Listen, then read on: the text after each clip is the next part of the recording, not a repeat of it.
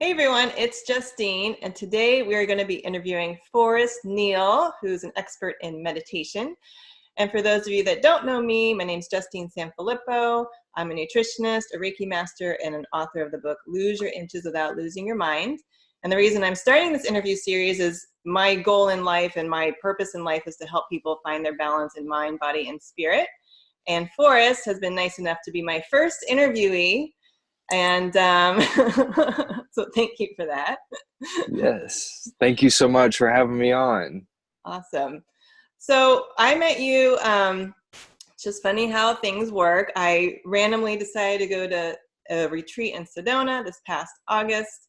I didn't even know what I signed up for, or even the host, Victor Odo, who's very well known in the YouTube world, talking about ascension and vibration and being our best selves in a spiritual way. And you work for him. And I remember during the retreat, you led a meditation and you were teaching about it. And I just thought that you teach things in a very simple and practical and easy to understand way. Plus you got like the Southern drawl. So, so I thought you would be a great person to share more about your experience. So I guess just to start off, how would you define meditation? What would be your definition of that? Yes. Well, meditation, there's definitely lots of ways that someone could describe it, but one of the most clear ways that I, choose to use is that it's meditation is a tool. It's like an exercise that we can do that helps us to train our minds to pay attention in the present moment. And whenever we can truly pay attention to the present moment, we find some very interesting things happen. Being still, that's sort of what a meditation practice consists of, certainly, is being still. That offers us an opportunity to really let go of the things that are holding us into a certain frame of thinking. Maybe we might be feeling stressed, or we might be feeling a lot of anxiety. Meditation is a great exercise that helps us to really let go of those things and really experience what's happening in the present moment. And by using meditation exercises, like breathing exercises, we can put ourselves in incredibly relaxed states. And so meditation is just an absolutely fascinating subject. And it's something that I absolutely love talking about, and I love writing about it. And so this is something that I could speak about endlessly. Wonderful. Well, I definitely have lots of questions because I do find, I mean, we're all like, having this human experience. So I'm often in my head, but then I notice I'm in my head, or I feel anxious, or I feel stressed. So I will be learning lots of tools too to use during this conversation. So how did you even get into meditation? What's sort of your history with that? Yeah, well, it was definitely something that was very impactful to me.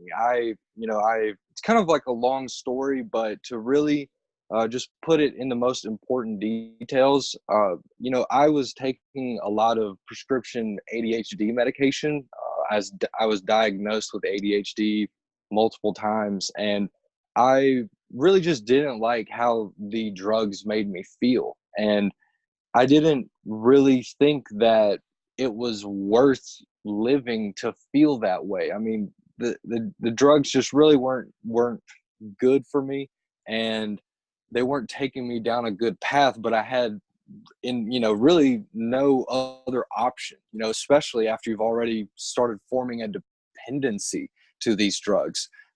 But I was so fortunate to have met a psychiatrist in Mobile, Alabama. Her name is Dr. Nina Nimmy Youngskull, and she taught me how to practice meditation in a way that really uh, it allowed me to remove the medication use and use meditation as a essentially like as a tool, just as one would use a prescription drug to prepare themselves, to face certain things in a better state, so to speak.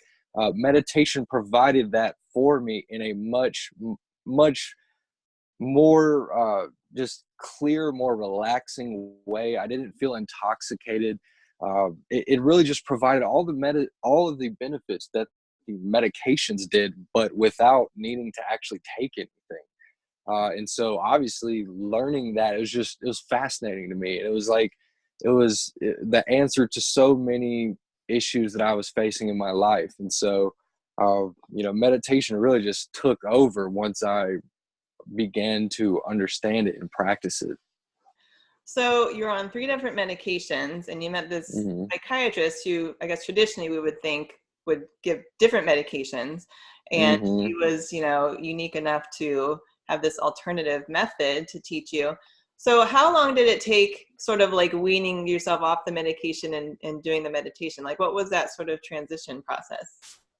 Yeah, well, fortunately, because Dr. Nina is, a psychiatrist, she was able to lead me along through her knowledge and through, her credentials, her understanding of this process. And so she, led me along a path of, very slowly integrating meditation practices into my day. At times, like I would be taking a certain drug 3 times a day, and I would take one morning, lunch, and dinner time, essentially. And so by slowly going through the process, we began, sort of trading out the medication use at any sort of particular time of the day with a meditation practice, and seeing how that really affected me.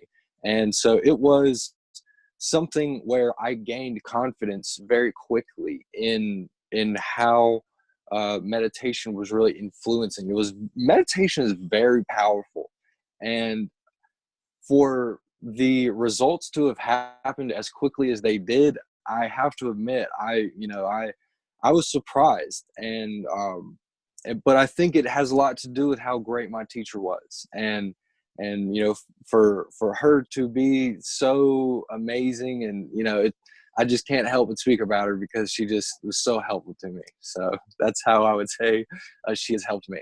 Yeah. So, yeah, sometimes in our lives, our teachers show up, the perfect teacher, the perfect mentor that we didn't even know we were looking for. And also talk a little bit about, so you're from Alabama. So was this like meditation, like this sort of thing, like, popular, or was this really? Definitely not. Definitely not. Yeah, I that's one of the incredible things, is that these people who helped me really were doing it when nobody else was doing it where I lived. And that's what makes what's how they helped me even more special, because the people who taught me meditation, I live in Mobile, Alabama. I used to live, um, but there are very, very, very few yoga studios, let alone full-blown meditation centers. And there's really one meditation center, I would say, that really is doing things from a very heart-centered place, where their number one objective is to help people, and that is the Meditation Center of Alabama, where I learned meditation. And but I was lucky to have found them. They really, they really just were kind of hidden. And I just remember one day, I was doing some research online, and I found that I used to work at a bookstore, and I found out that they were actually like sort of right across the highway from where I used to work. So, it was kind of like particularly interesting how close they were. But yeah, like, meditation is something that has definitely taken the South, particularly where I live, some time for adjustment. But in the time that I have learned meditation, and that I've sort of been speaking about it locally in Mobile, I've really seen it begin to grow in sort of popularity, I guess. And you could say like acceptance, because part of the culture there is very traditional Christian, and um, oftentimes there are some miscommunications between the relationships with things like a religious practice and a exercise like meditation. Sometimes there's just a lot of misinformation about that. And so meditation is something that, while it has in the South previously been sort of unpopular, it is definitely rising, and I'm so happy to see that. That's one of the greatest things, because I just know that there's so many people out there like me that are experiencing what I'm experiencing, and that having more places where people can learn meditation and see how influential this exercise can really be in their lives, I know that's just going to help so many people. So it just makes me so happy to see how it's, getting more and more accepted there. Absolutely. I think even everywhere it's becoming more mainstream. I mean, I grew Yes. up in Texas, like in a major city in Houston, and then I didn't know anything about even the word I thought was weird. And then I lived in Jersey for a long time. It was only I first heard the word meditation where I was like, maybe this is kind of interesting, in nutrition school at the Institute for Hmm. Integrated Nutrition in New York City. Wow. We would start off the class with 1,200 people doing a meditation and a breathing, and we'd rub our hands and like feel the energy. And I was like, where am I? I thought I'm learning about nutrition. And that's when I realized that it's not like this weird thing. It's just sitting and being and breathing, really, Yes. and not like Yes. for some strange people to do. So I am also happy that it's becoming just more common and Yes. more accepted, because there's a lot of wonderful benefits to it. So what are some of the different forms of meditation? Like, for example, me, like I have a hard time just like sitting and setting a timer, and my best meditation is walking the dog outside or just going on a walk outside. That's when I'll Yes. feel calm and peaceful, and I'll get like random insights that just pop in my mind. So I don't know if that counts, but I personally have, or I like a class, like I like to go to a meditation class or a yoga class or a breathwork class where basically someone's guiding me and telling me what to do. Hmm. Um, but yeah, I have trouble like sitting and setting a timer. So what are some of the different forms of meditation? Yes. Well, there are many different forms of meditation. Honestly, someone really can meditate doing almost anything. And there are definitely certain exercises that are more direct with the meditation practice, but meditation is just one of those things where it's it becomes a part of who you are, and so sort of like everything that you do in a meditative way. And so an example of something like that would be that there's a very common meditation practice called walking meditation. And so this is whenever you might be walking your dog or just walking around the block or doing wherever you might travel to. A walking meditation exercise is incredibly powerful, and essentially what it is just you being much more mindful of what is taking place in the present moment. You're sort of walking at a much more gradual pace, trying, simply allowing your mind to remain in a very calm state while you are going through your walk, and bringing into the awareness of the present moment, essentially with each step that you take. Uh, a walking meditation practice, it, that is something that a lot of people could do, because it's something that we all do. We have to walk where we're going. And I should say, for you know most people would be benefited by a walking meditation practice, but just bringing a little more mindfulness into what is actually happening with each step that you are taking. There's so many profound teachers of walking meditation that you would definitely not have a hard time finding something online if you were to research walking meditation that would have incredible benefits for you. And there are many other examples you know, like I said, you know, you can walk, but there's this sort of program that I have been involved with, where some Buddhist monks that I was living with were actually doing like a 24-hour meditation kind of a marathon essentially. And they were just, you know, for 24 hours straight meditating. What they would do is that they would begin by sitting, and then whenever they became uncomfortable, they would stand, and then they would just stand still and practice meditation, just standing. And then whenever that became uncomfortable, they walked. And then when that became uncomfortable, they went back to sitting. And so they would go through this cycle, just, you know, constantly being in a meditative state. And so there are many different ways that we can practice it, but, you know, a simple way to start would be to just whenever you are on your walk, or whenever you might notice yourself standing in line, just take a moment and don't look at your phone, or don't try to do anything. Just sort of stand there and take a few deep breaths and allow yourself to notice what's going on around you. And that simply right there is something that you know, can be incredibly beneficial as a meditation practice. Wow. So I'm definitely going to look at more about walking meditation. I guess that's what I've been doing. I didn't know that I was doing it. I didn't know it was a Yes. thing. So now I Yeah.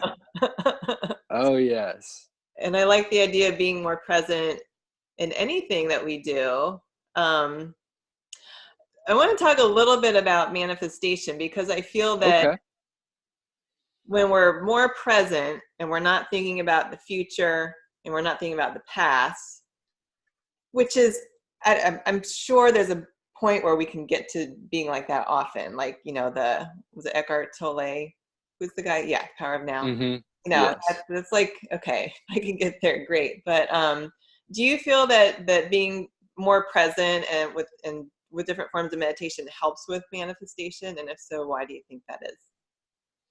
Yes. I would say that meditation definitely does help with manifestation. And I would also even say that there are certain aspects of meditation that are required if you know, want to manifest something.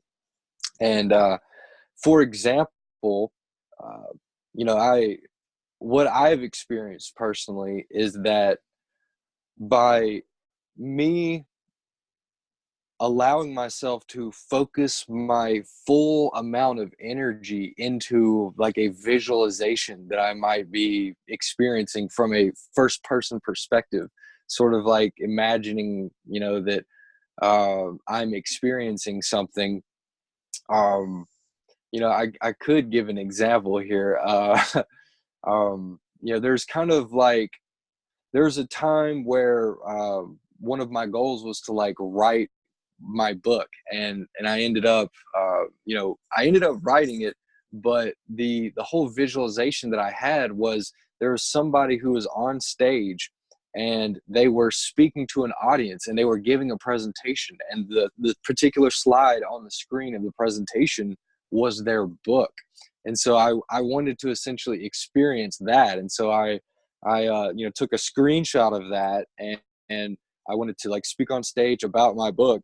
And really, I recreated it completely. You know, I ended up speaking at a local university and essentially presenting a lot of information in my book there.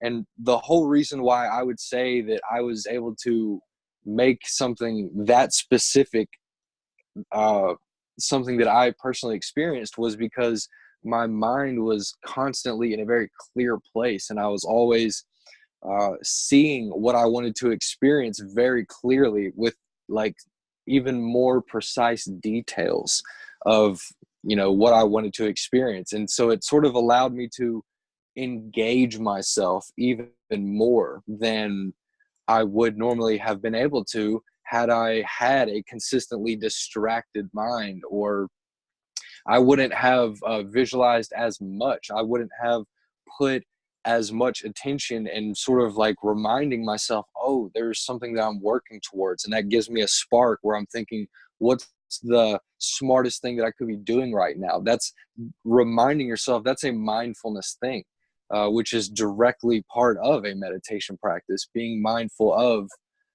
where all this is going. That's definitely how meditation can help someone with manifestation. Yeah, that's a great story. What is the name of your book? It's called The Power of Meditation, Meditation as a Tool for the Modern World. Awesome. Well, we'll definitely have Yeah. a link for that. Um, Yes. and Thank how many you. times did you think, like, was that a daily thing you did where you would meditate and have this visualization, or was it just here and there? What was your experience with? Yes. Well, I can tell you that I'm a big fan of vision boards. I love seeing what I want and having it clearly right in front of me. Excuse me. And then using something like an open eye meditation practice, which I can speak more about. Yeah. Using an open eye meditation practice to sort of create like a tunnel vision experience where for a certain select period of time, what I'm experiencing with my, the vast majority of my focus and attention is this visualization that I'm sort of seeing, not only, in the image, but I'm seeing myself experience it in that moment.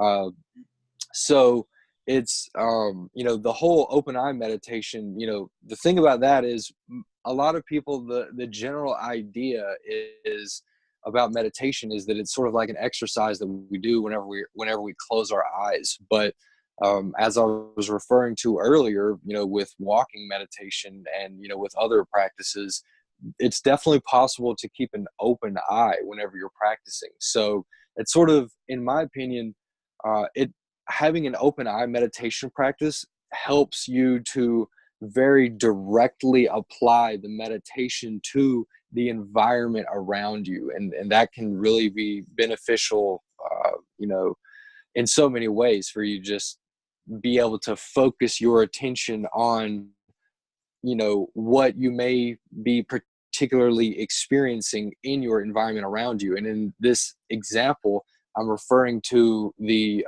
vision board that I had, where I'm seeing the thing that I want to experience, and I'm really just sort of compacting all of my focus, energy, and attention into that thing. So it's very powerful, I should say. Wow. That'll be a whole other conversation, is manifestation. And I like that. Like, you're like being in it while looking at Yeah, it's more about like bringing that into the present, correct. in our mind Yes. that everything's happening right now. Yeah, definitely. We'll have to do a whole other interview on just purely manifestation.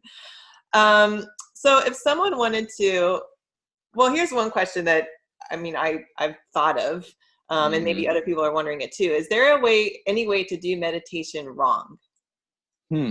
Well, I would say, um, the thing is, I would say from a certain level of practice, there is no right and wrong. But definitely as a beginner, there are certain things that you do that make it more like you're building up resistance, essentially. And uh, as far as like relaxing goes, and reaching very deep states of peace in a practice, uh, building up resistance is obviously not going to move you in that direction. And an example of that would be like if you are sitting and you are using a closed eye meditation practice, it's a very subtle thing where you could be squeezing your eyes closed instead of just very softly allowing them to lay shut. And that's a very subtle thing, but it can really have a large impact on your quality of peace that you experience. And what I'm talking about whenever I say peace is all of the mind's chatter just quiets down, and we're experiencing clarity. And so whenever we're in a resisting kind of agitated state, which can be a very subtle thing, uh, then our mind's chatter doesn't quiet down because we're constantly in an anxious kind of processing state in our mind. But so for example, just loosening up our eyelids whenever we're closing them, or like relaxing our shoulders, or relaxing our jaws whenever we are sitting. These are things that seem like very small details, but whenever you compound them all, they sort of give like a bigger picture result of, well, if you constantly felt tense in your body, then your meditation experience probably is going to take on similar qualities. But if you can, sort of relax your body and just be consciously relaxed as you can be, then your meditation experience will take on that quality. So I would say it's hard to describe in terms of saying whether there's a right or a wrong way to do it, because it's all just information. But whenever we are relaxed, we're more open to accept information, and that can be, incredibly helpful, I would say. So it sounds like the number one thing when attempting any form of meditation is to be relaxed, even if walking. Well, yeah, I would say having the intention is definitely going to be helpful, because we can't always go into a meditation relaxed. Even for me, there are times, of course, whenever I'm, in more of a, I guess you could say, in a slightly anxious state. And so whenever I'm entering into a meditation at that point, I'm not necessarily relaxed, but it's because I'm aware of how powerful this exercise is. So my intent very quickly can shift into, okay, let's relax. Let's take a breath and let's see what's going on in the present moment right now. So that's sort of like an example of the intent. But somebody who is essentially just open and willing to allow whatever is going to happen, that is essentially the greatest thing that you could do to prepare yourself as far as going into a meditation. Don't necessarily expect to be relaxed, just be open to whatever could happen, and just being open in itself will provide you with a quality of experience which is, it tends to be very insightful, and to gain that knowledge and awareness can feel really good, which can ultimately result in you getting to a relaxed state. So this is, it's kind of like a roundabout way of saying that uh, while we can't expect ourselves to always be relaxed in meditation, as long as we're open to whatever could happen, that openness is what's important. And that will lead to a very relaxing and enjoyable experience. Okay. So what are the things that could happen during a meditation? Say like just a traditional one where you're sitting and breathing with your eyes closed and say for, I don't even know the minimum. Is there a minimum time? Like is like 2 minutes okay? Or Yeah, well, that really depends on your ability to relax and let go. I mean, there are people who fall asleep with meditation. That's actually very common, and that is a great thing. Like, a lot of people may say that obviously the goal of meditation is not to fall asleep, but if you can on a dime make yourself fall asleep, that is a powerful thing. That is a great thing, because that is you telling, I mean, that is you showing yourself that you have the ability to reach incredibly relaxing states. And so you may not necessarily, in falling asleep, have like a very, meditative type of experience, but that's a great indicator that the meditation practice is something that, is very very possible. And yeah, I hope now, I hope that that answered your question. I sort of went off a little bit as far as No, that's, I that. mean, yeah, because sometimes, especially laying down, if I'm like in a class or something, there's always someone that snores. But Yeah. but I'm just wondering, I mean, like when I'll go to, I love sound baths because it's basically a meditation with cool sounds going on. And I find that at first it takes me a little bit to sort of like settle in, and you're laying there and there's like gongs and bowls and stuff. And then your mind's going like it. At some point, I do finally relax. And that's when I'll get like, I don't know, like past memories just sort of like flash in my mind, or this aha insights or something like that. Like I don't see visually, you know, in my mind. It's just like, it's kind of like if you're, I don't know, daydreaming or imagining, like that's what I get. So what are some other Hmm. things that a person could experience during a meditation in terms of, since they're open, you know, they've settled in a bit, like as far as receiving information? Yes. Now, the quality of people's experiences can vary widely. Meditation is something where we gain a lot of personal insight, and that, we may gain personal insight as to how our bodies are feeling, what sort of like signals that our bodies might be telling us, like we might have some tense muscles, um, or like maybe there may be like a strained tendon or something that we've sort of been overlooking. And meditation is sort of a great way where our bodies give us that opportunity to hear that message. And it's sort of like it's very consistent, that message is sort of like, here's what's going on. And it's not something that is easy to look over anymore. Also, people can, definitely have experiences where they gain more insight and information about the environment around them and sort of see it from a higher perspective, sort of like a bird's eye view. And this is, I've personally experienced that. And it was an experience. I guess you could say that that's something where they call it the out of body experience. That's something definitely that I've experienced. Um and of course, there are many other different things that could happen. You might notice, there might be sort of an idea that you have. It's one of the greatest things that I love doing is I'll have something that I'll write down, like a question that I'll ask, and I'll write it on a piece of paper and I'll stick it right in front of me.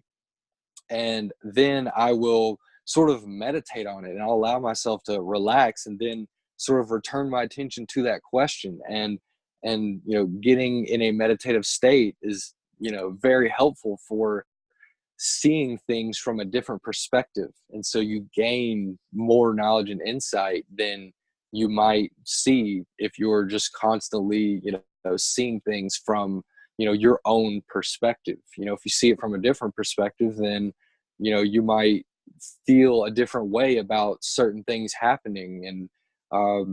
And so, the types of experiences that people can have vary widely, but that's one of the very interesting things about it, is that it's really just us accessing the power of our minds, and it really just shows us how powerful our minds really are. I love that idea of writing something down or a question and just meditating just on that thing. And so during it, to Yes. receive insights on that. So I think I'm going to be, yeah, I'm definitely going to do that one for sure. And maybe like set a timer. I could do it. Awesome. So what are some, because you kind of mentioned the mind a little bit. So are there like scientific benefits to meditation, or like what's like from a physiological body, brain, all that level? What are some of the benefits? Yes, well, I have spoken about this in different lectures that I've given, but I always reference there are different Harvard studies that have shown how meditation practices can really improve the quality of our brains and how healthy that we can maintain a healthy state. How um, there are different parts of our brains that are correlated with experiencing different kinds of emotions. Like depression is like a certain part of the brain, and also experiencing happiness.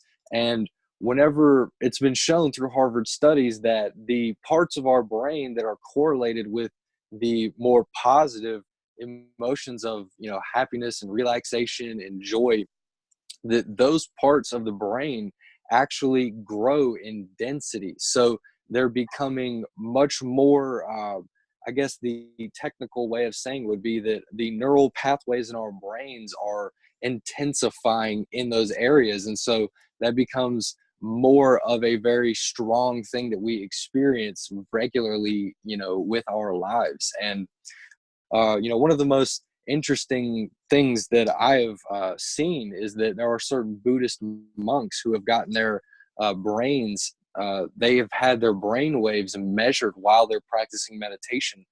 And during a loving kindness meditation exercise, one Buddhist monk had his brain measured. And what the scientists who were reading the brain scans were saying was that this person, obviously they call him the most loving person in the world. They could tell just by looking at his brain scans that Wow. this was somebody who is experiencing a lot of love and happiness.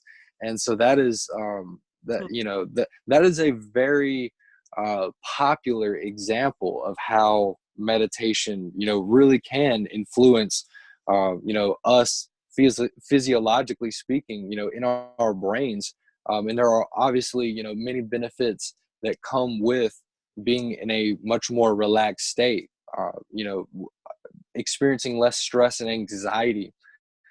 It's one of those things where it has so many effects that sort of compound upon each other. Like, for example, if you don't feel the stress anymore, you don't necessarily feel so much like you have to, maybe if you're someone who has to take prescription drugs like I was, you don't have to take those prescription drugs as often anymore. And so that is a health benefit, of course. In certain aspects, these drugs can have side effects. And so, being able to replace it with something that really doesn't have, any side effects, that obviously is going to have quite a bit of an influence. So, yes, there are quite a few medical benefits to meditation. That's a fascinating with the Buddhist monk and his brain. Yes. That's Yes. wow. Yes, so that's a good benefit. And I'm curious, have you ever taught, because there's a lot of like kids and teenagers now with the ADHD, and it seems to be sort of rampant. Like, have you ever worked with kids, or if people have kids or young ones, is there a way to kind of introduce them to this idea in a way that's like kid friendly?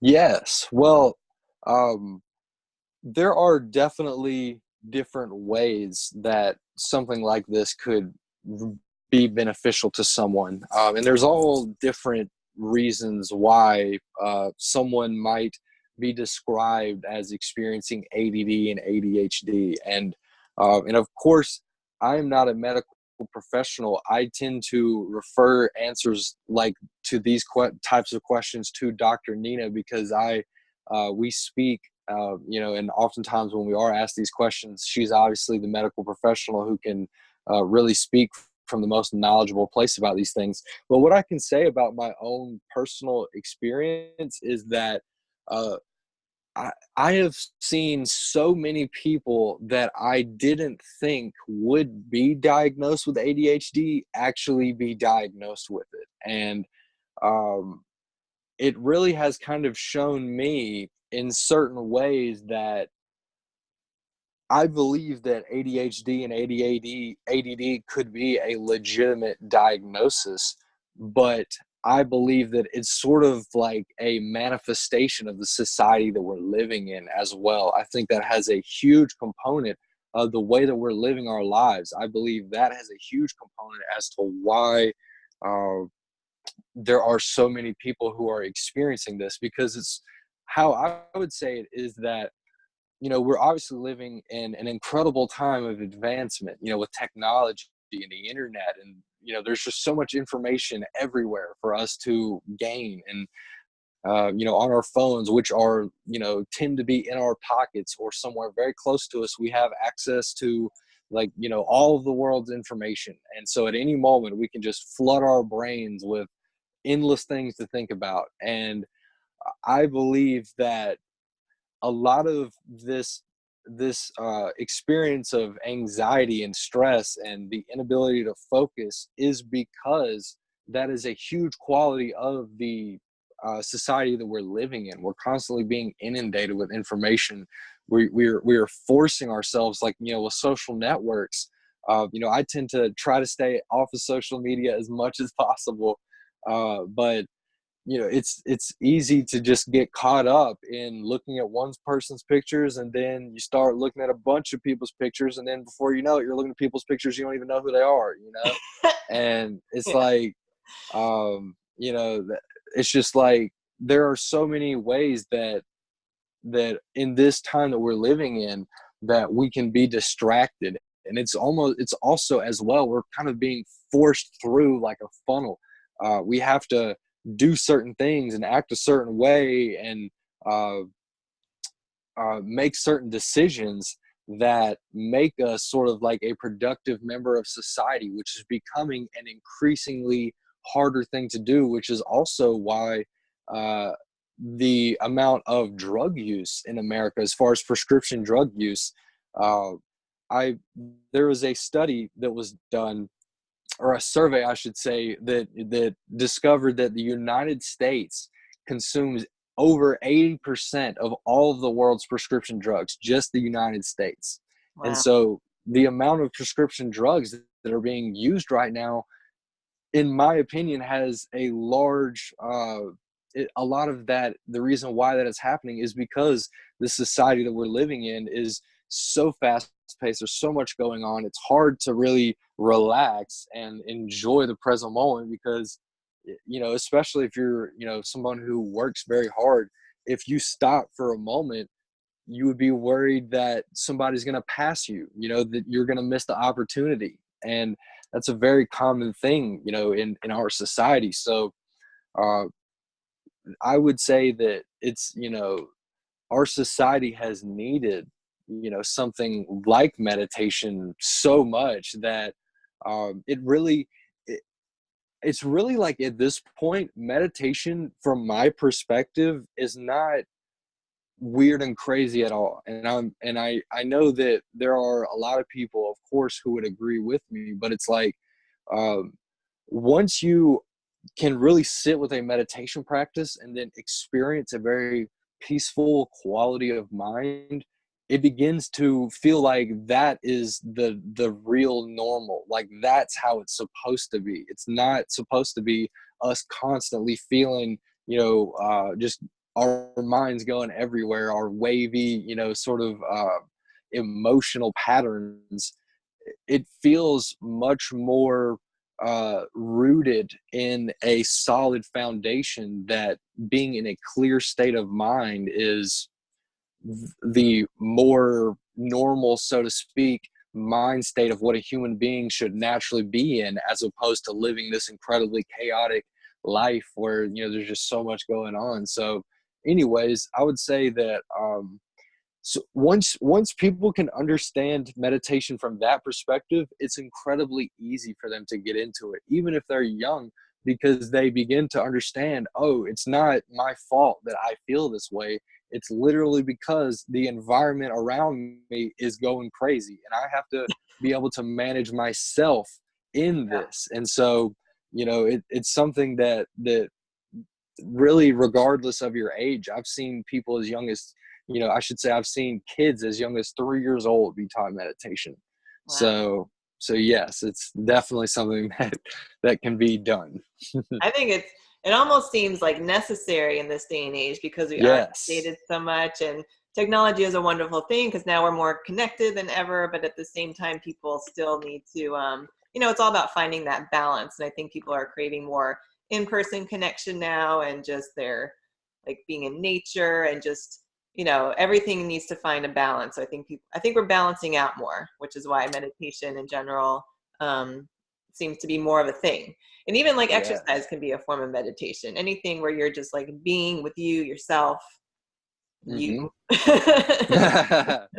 Yes, Me, myself, and definitely. I. Yes, absolutely. Self-awareness and definitely having a component of consistency, which I would describe as stillness, is, you can do that in any way and you'll have a meditation experience. So yeah, I would agree with you.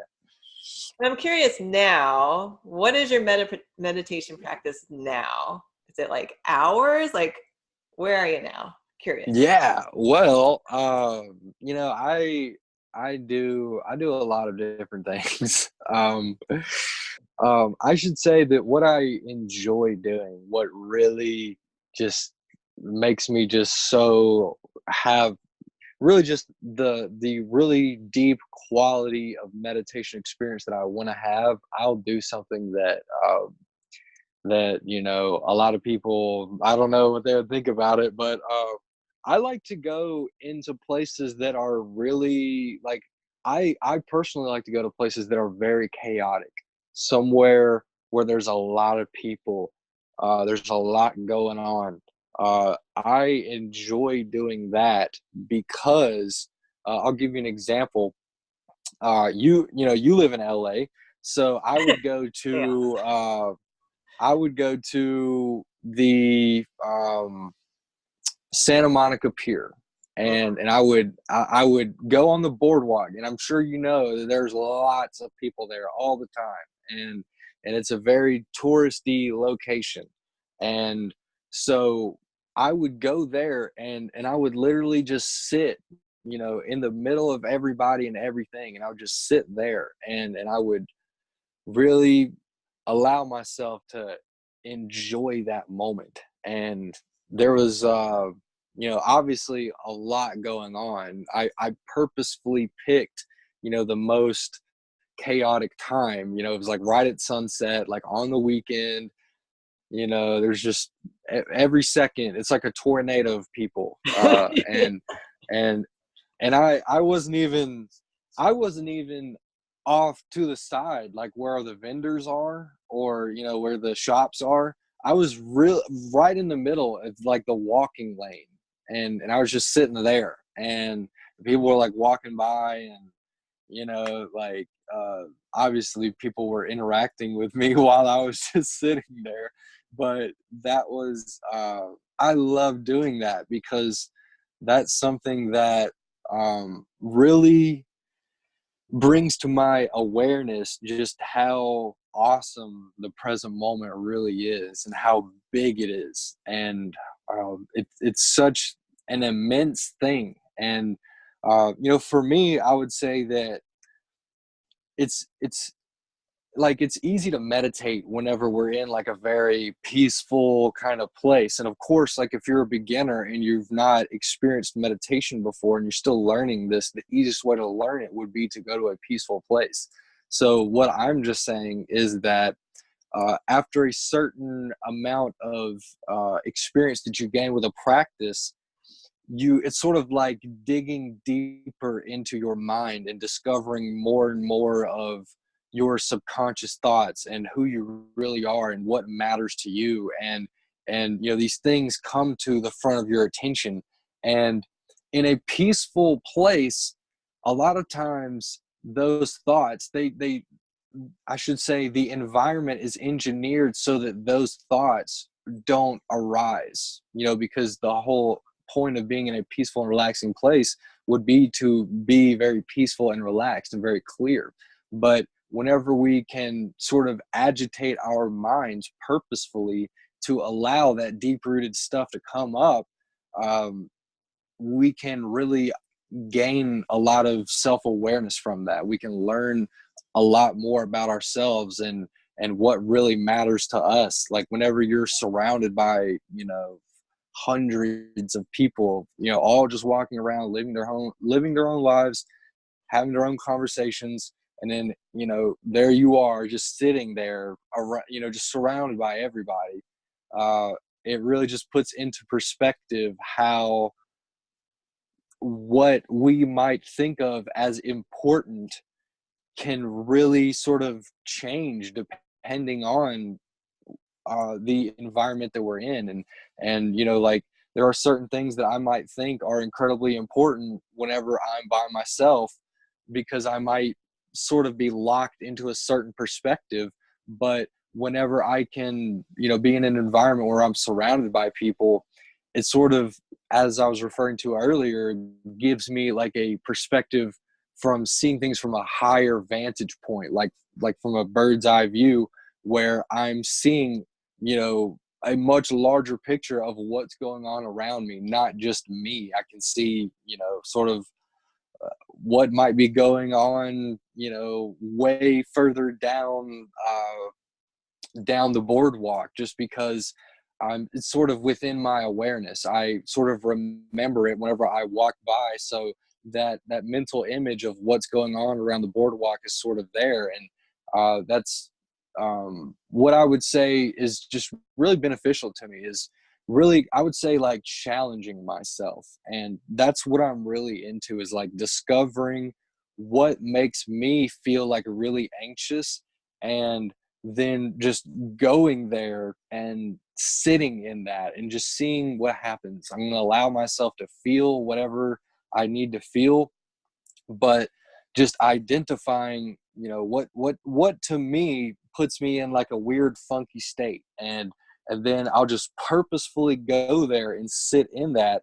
And eventually you just find out that what you originally thought made you feel bad, or what was chaotic, or made you feel anxious or irritated, can actually turn into a beautiful thing.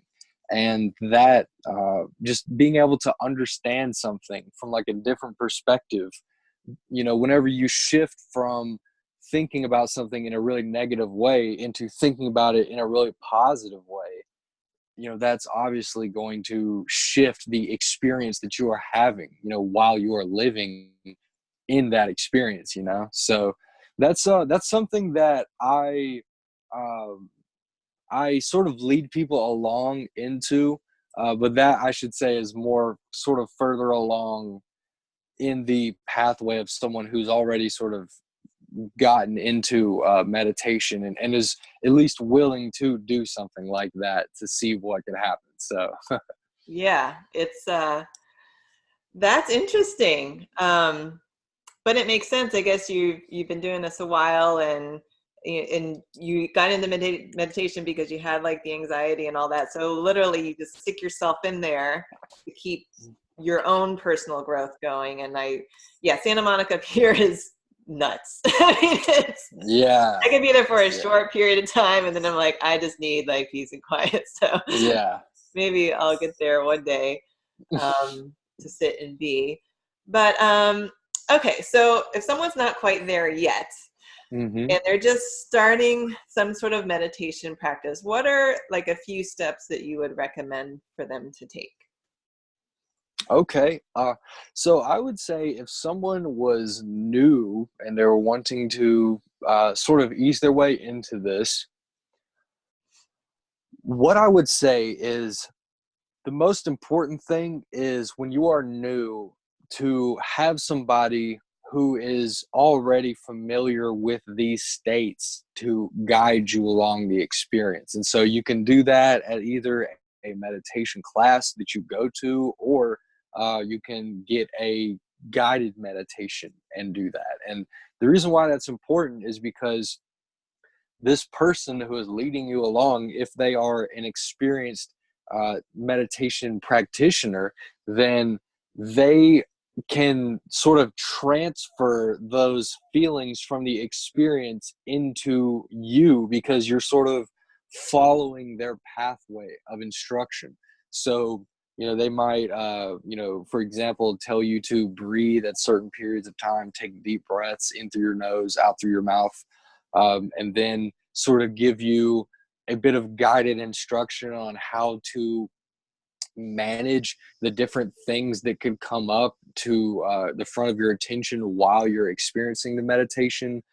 So It's like meditation is something that as much help as you can get would be the best thing possible. Don't challenge yourself in the beginning, because it can be something that if you were born in this culture, you've never experienced in your whole life. And so how do you know that you're experiencing it if you've never experienced it before? It takes like time and adjustment to like get to that state where, you clearly know, okay, yes, I am in a very consistent, maintained, very peaceful, relaxed, meditative state, very deep. That's something that um, takes a little bit of patience to really notice. But whenever you are beginning, just doing whatever you can to get to that state is what I would say is the most important. And so doing things to set yourself up for success, like listening to a guided meditation, being in a very peaceful and relaxing environment the best that you can. If at your home or in your apartment or wherever you live, uh, that you can, have some time where you've scheduled off. There's not going to be any stuff going on, no TVs on, no computers or whatever. Maybe notifying the people who you live with, if you live with anybody, that, for, a certain period of time that you're going to be relaxing for a while and you would like for things to just be quiet.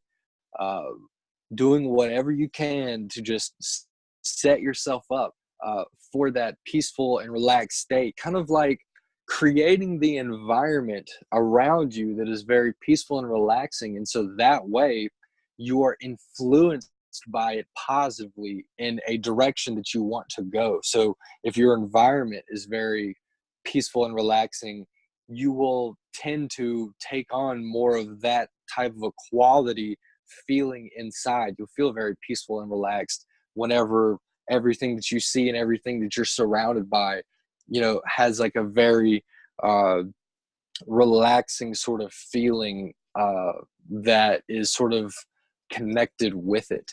Also having objects or things that are really special and important to you, that can also be very helpful as well.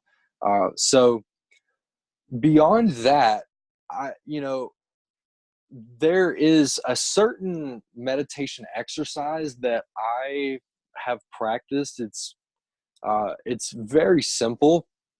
It's 3 steps, and what you can do is just begin. Step number one, just find a comfortable seated position, sitting in a chair or on your bed or on a cushion on the ground, anywhere that you can just feel comfortable, and making sure that your spine is in an upright but not uptight posture. So it's just making sure to be very aligned upward. It's almost like imagine having a string that is connected to the top of your head. And then whenever you pull that string upward, your spine straightens up in a very comfortable way.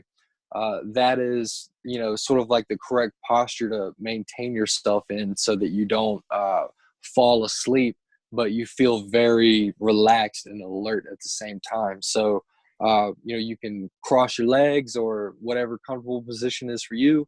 And then you can cup your hands or place them on your knees or a little bit behind your knees, just very relaxed. And so that's just step number one, just getting in a comfortable posture, slowly closing your eyes. And then step number two is just to take a few deep breaths in through your nose and out through your mouth. And, whenever you are doing this, especially the deep breaths, you begin to notice more sensations in your body. You begin to notice your lungs expanding, and and and you begin to sort of gain more of a feeling of something that's going on in that area of your body.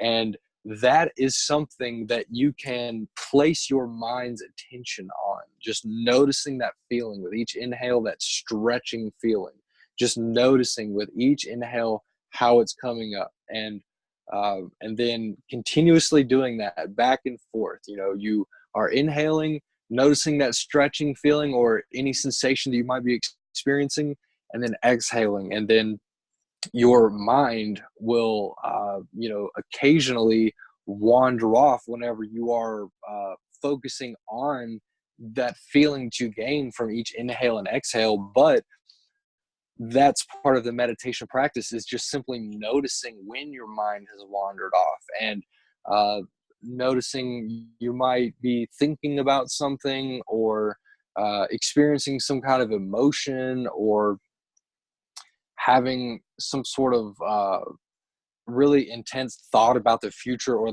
the past. There are just many different ways that our minds could be in some other place.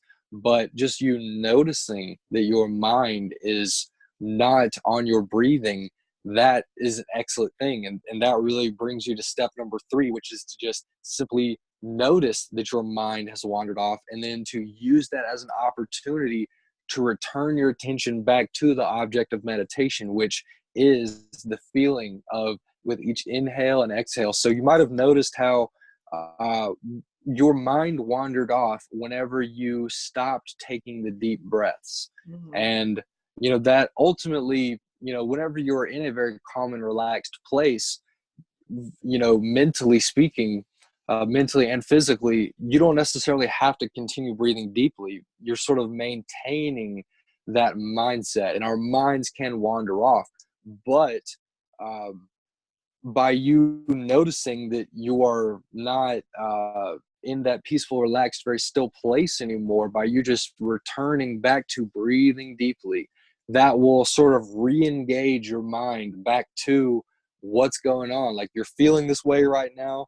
That gives you more awareness of where you are and what you are doing. You are sitting, and you are with the intent relaxing and resting, and that sort of brings into more awareness of why you are doing it, and constantly bringing our minds to that place after having wandered off. Returning back to that really gives us some insightful information as to why we might be thinking the way that we're thinking, or why we might be feeling how we are feeling. We might notice like our minds wandering off, but it's because we're really engaged in some kind of feeling of you name it. It could be any sort of like regret or guilt or fear or anything like that. And just having the awareness of, okay, my mind has wandered off, but what has my mind wandered off into? Just having that awareness of, okay, this is where my mind goes, and so maybe that's something that I should pay attention to, and maybe there's something that I can do that I can settle things so that my mind doesn't constantly go to that place anymore. And so you sort of start to smooth out your meditation practice. You just become much more experienced with a mind that has wandered off, knowing the difference between you being so engaged emotionally or in thought into something, just noticing that, and then how different it feels to be very calm and relaxed. That's something that you gain more familiarity with it. And so as a beginner, this is all of what I just said. That explanation of the guided meditation or the meditation exercise typically would be found inside of a guided meditation. And so this would be like information you would be processing while you are practicing. And so, that's typically why I advise people to listen to a guided meditation, because you can understand the meditation practice that I just told you, but if you don't have the mindfulness to remember it and to do it whenever you're deeply caught up in some sort of really deep emotion or feeling or some sort of thought, if you don't have the mindfulness to remember to do that, then obviously your meditation practice isn't going to, have that really strong quality, the very solid foundation of a still and relaxed experience. So listening to a guided meditation can really help you to create that solid foundation, because another person who is already experienced and is very knowledgeable can really help you, and they can do it along with you. So that's what I would say you should do if you are a beginner to meditation. Yeah, that's really helpful with the 3 steps. And maybe that makes sense why I like guided meditations or guided classes. Like, I want someone telling me what to do, so I don't have to think about it. So that makes perfect sense. Is there a certain number of minutes you would recommend for a person that's just starting out? I would say um, there are different answers to this, but what my heart tells me to say is that someone should be willing to sit for as long as it takes to see what can happen. And that for some people could be only a few minutes. For other people, it may be a little longer. It may be 20, 25 minutes, which is very common. Maybe a little more than that. But what I can tell you is that that whole discomforting feeling of, oh, when's something going to happen, or what am I going to experience, that whole feeling is sort of like getting over that is what meditation is all about. It's like um, everybody from time to time is going to be in a meditation where we don't want to necessarily feel how we're feeling right now, and we're waiting for some sort of shift to happen where something is going to happen and we're going to enter into some kind of new experience. But that can sometimes overshadow the importance of what we're currently experiencing. And so as far as like how long someone should practice for, they should practice long enough until they gain a clear idea of how they're feeling and what's going on right now. And whenever they gain that clear understanding, just that awareness of this is how I feel can provide you with a question like, why do I feel this way? And that can sort of open up more doors into things that you may not have been immediately aware of. You may have, this is information that you might have just like buried over time. You just ultimately might feel bad for some reason that isn't at the front of your attention, but it's somewhere that you might have buried because you've had so much stuff going on that you've kind of forgotten about it, but it's still there and it still has an effect on you. um, just having the awareness of that is just so relieving, because that just really gives you the opportunity to really do something about it. And so I'm not going to tell anybody to practice meditation until they feel relaxed, because from time to time we're just not going to feel relaxed, and there's a reason why that happens. And it's not a bad thing that we can't relax. It's just that there's something that that needs to sort of uh, happen before we can comfortably allow ourselves to just fall into a state where we're okay with things. Uh, that I think is the most important thing about meditation, is just gaining an awareness of why I feel the way that I do.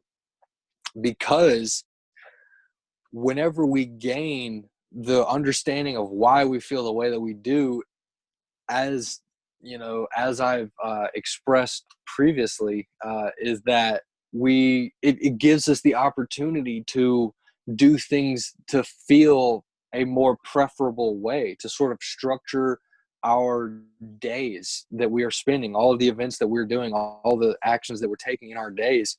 It provides us with an opportunity to structure our day so that we can actually consistently feel that way throughout the day. So yeah, meditation, to sort of round back with what I was saying, about how long someone should practice for. It's really really up to how patient you are to gain the awareness of whatever is really going on, and just being okay with whatever it is. Just being accepting, being open to experience whatever could happen, and then I didn't like just noticing, okay, that happened. And I know that that happened. So what can I do about that? What does that mean? That kind of a quality of experience, that the willingness to see something that may not be like immediately particularly interesting, but see it as something that stands out and it is there for a reason.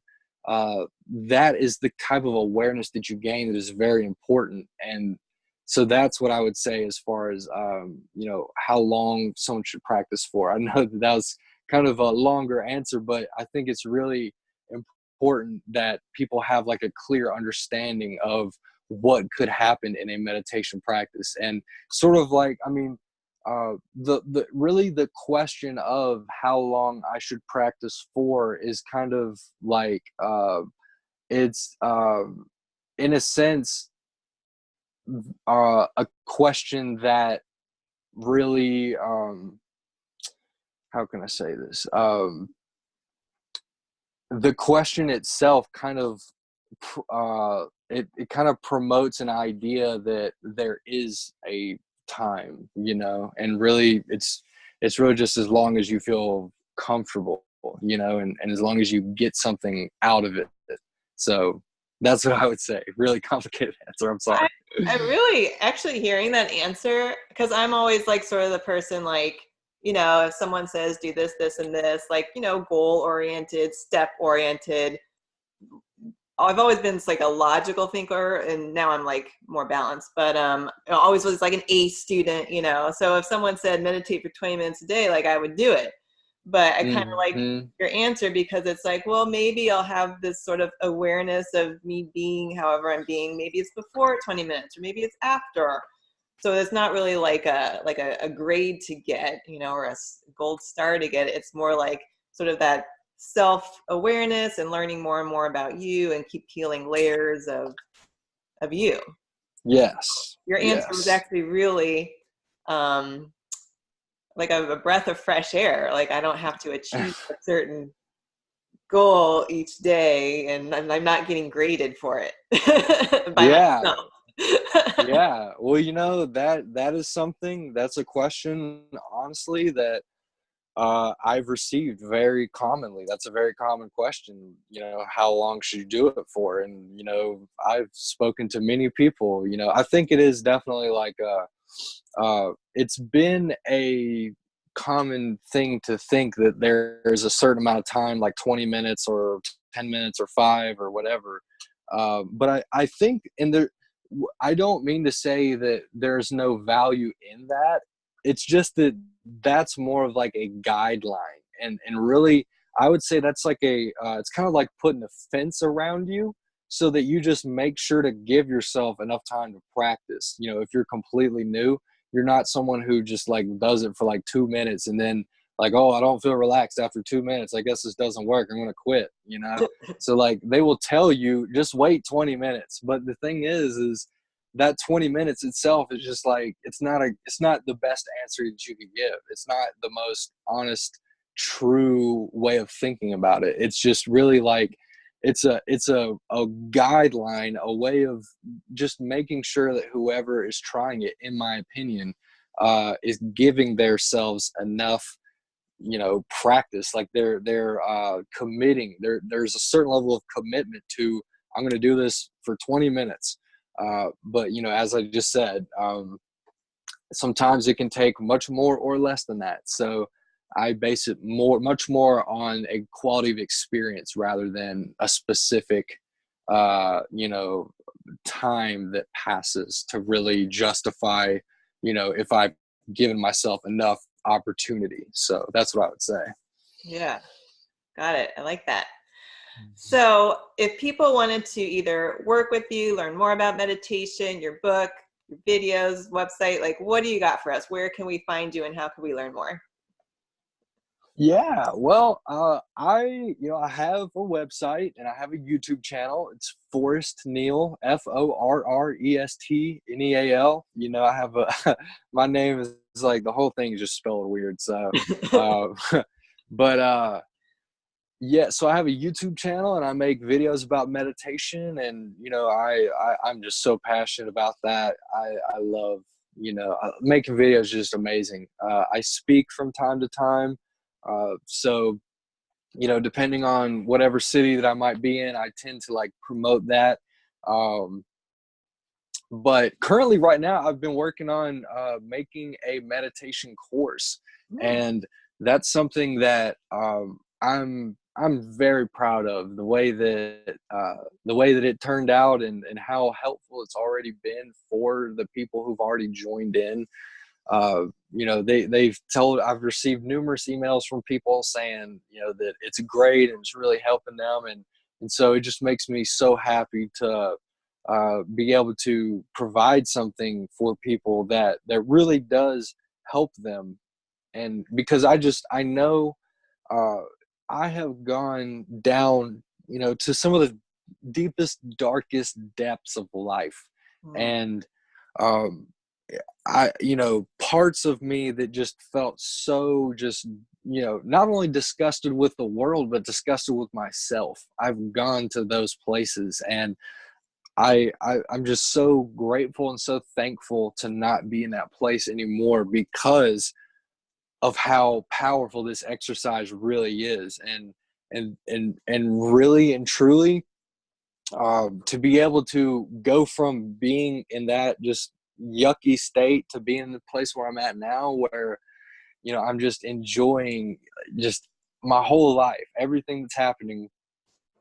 Everything is just amazing. To be in this place now, it's priceless. And so to be able to provide that experience to other people, that really, it's like one of the greatest things that I could ever imagine myself doing. So making the meditation course was just like really, something that I'm really proud of, and it's something that I believe will help a lot of people, and because it has already, and so it will continue to do so. And I would say that, if anyone is interested in learning more about it, uh, they can go to my website, and it's forrestneal.com, and then slash meditation dash transformation dash accelerator. So that's the meditation transformation accelerator. That's the name of the course. And that will be, where you can learn more about the course. And, that typically tends to be it. I'm not on a whole lot of social media because, my life, in order to maintain my peace, I have found that, not being on social media a whole lot is very helpful. And so I do YouTube, and, I respond to people's comments, and, we talk and stuff. So I would say, if anybody would like to get a hold of me, they can do that through my YouTube channel. And, to learn more about my course, they can just check out my website. Awesome. Do you do like one-on-one coaching or anything like that? Or is it mostly the course right now? Yes. Well, I'm at the moment, I've got a lot going on. But I am actually open to coaching a few clients right now. I've something that I've previously done, but because of just a whole lot of things going on, I've really had to sort of like take a break from that for a while, to just get things like this course created and really promoted. And I have some really big sort of events that I have planned to launch it in a really powerful way. But yeah, so I am available for coaching, but really, I should say, with all honesty, only just a few people right now. So, Well, but hopefully those, but in the future, very many, I should say. yeah, well, those lucky few, if they want you as a coach, then they'll know to reach out. Yes. So this has been so helpful and so insightful for us. I've learned lots. I've learned so many things that I'm just going to start to implement myself. First of all, not setting a timer. I'm going to look into walking meditation. I love the idea of writing down like a statement or a question, sort of just meditating on that and just like being. So I'm Yes. just I don't know, it'd be interesting to see how my own sort of journey Yeah, transpires after this. I'm super excited for you. I mean, really, like, for you to say those three things and just like really sum it up, like really for everybody and just say those things. I mean, those things are just going to be so powerful. I already know you're going to love it. So I'm really excited for you to do that. And, I'm really excited to definitely hear about how awesome it is for you.